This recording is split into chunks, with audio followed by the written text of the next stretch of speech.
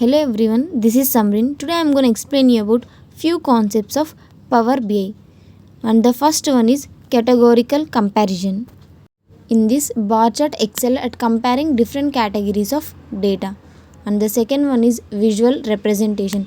Each category is represented by a separate bar with the length of the bar corresponding to the value of the data point. This visual representation makes it easy.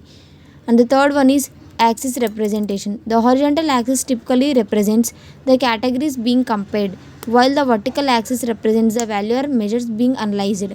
This setup allows a straightforward comparison of data across categories.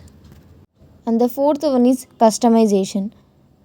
In this customization, users can customize colors, labels, and formatting to make the chart visually appealing and easy to interpret. And the fifth one is interactivity. Bar charts in Power BI are interactive, allowing users to drill down into specific categories or subsets of data. This is about a few knowledge of Power BI. Thank you.